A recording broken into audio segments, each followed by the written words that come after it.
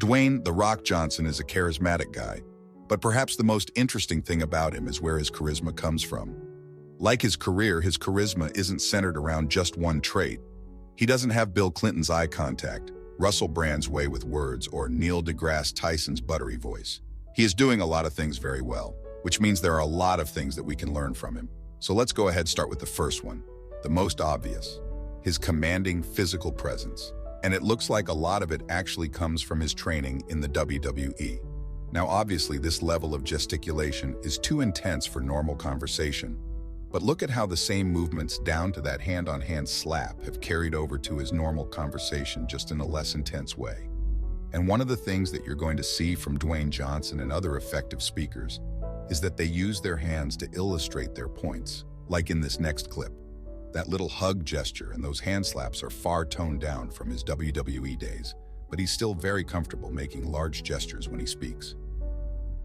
I've covered the specifics of strong body language in other videos, and I'm going to link to those in the description, but for now just know that those big gestures instantly make him more interesting to watch, and they hold your attention while he speaks. But in Dwayne Johnson's case, most of his expressiveness is actually coming from his face, and it's particularly when he flashes that big toothy smile. Being visibly happy like this does a lot for you. First off, it's calling attention to you in a positive way. People want to be surrounded by other people who are having fun. Laughing boisterously is a great way to mark yourself as that kind of a person, and that has a lot to do with the fact that expressive displays of emotion let other people share in your emotions. When you genuinely feel something and show it in your body and on your face, people around you feel that thing as well. So when he laughs loudly, Dwayne becomes someone who makes other people around him feel good. Happiness isn't the only emotion, though, that's contagious. The Rock, Dwayne Johnson, whatever you want to call him, is a captivating speaker because he lives in the emotion of his stories and shows us that emotion in his face.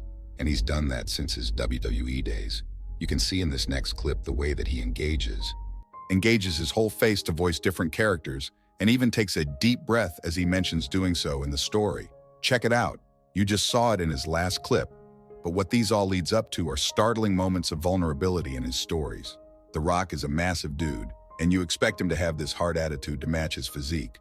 But not only is he a smiley, expressive guy, he also talks candidly about the soft spots, and I think this is what has made him so likable in his post-wrestling career. He's not playing this scowling character anymore. He's letting people see the emotions that he experiences, even when those emotions might be considered embarrassing. Here he is, again, talking about a time his mom nearly died as she walked into oncoming traffic. Now I want to make something very clear.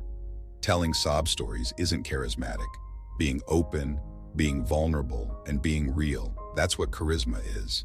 But it's being all of those things, plus genuinely strong, that what make Dwayne so special. And I don't mean just physically strong. What I mean is that in his interactions, he is a leader, in a very friendly way. He dictates the tone of the interaction that he's in. So take a look at this next clip and see how he takes friendly control of this interview. Let's watch that back again and pay attention this time to the interviewer.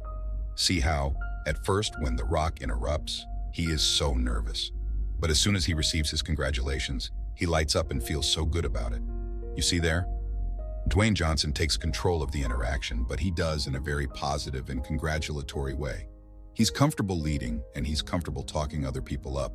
That makes him the type of person that you just want to like you, and that's the power of spreading genuine praise. It feels amazing to receive, so people work very hard to earn it.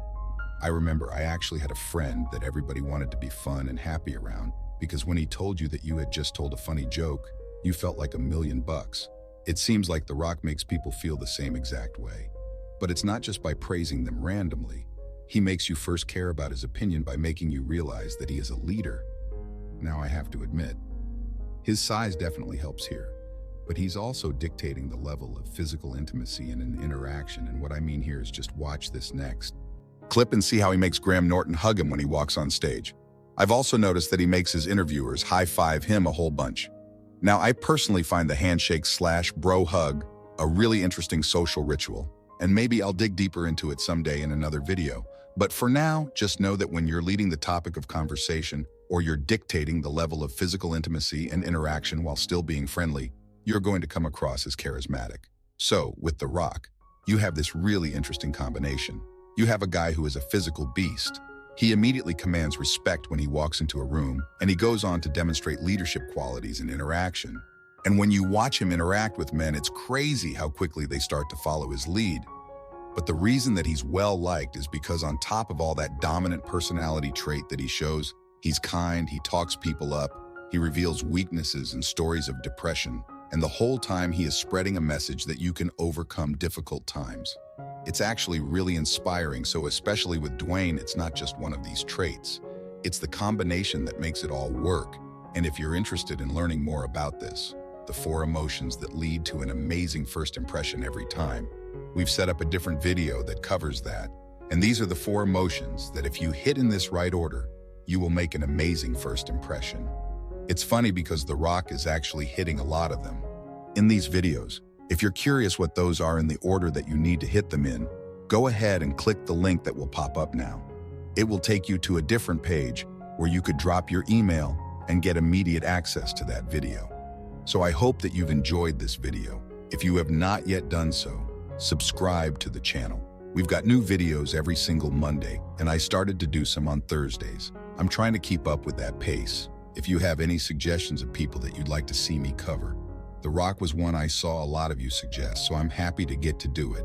Go ahead and write them in the comments, and in fact, I actually have a question for you guys. This week, I'm considering doing for the first time fictional characters, and specifically, I'm thinking of doing Game of Thrones. I noticed that on HBO's Game of Thrones, which I'm a huge of, there's a really great understanding of human power dynamics. And I think those play out really well on screen, even though it is being acted and even though it's in a fake world. So if you guys are curious and would like to see me do fictional characters, I don't want to cram it down your throats. But if it's something you'd like, go ahead. Let me know in the comments. And if you think that's a terrible idea, let me know as well. I'll be paying close attention to decide what comes on in the next few weeks. All that to say, definitely let me know what you think in the comments about fictional characters, and I hope you've enjoyed this video, and I will see you in the next one.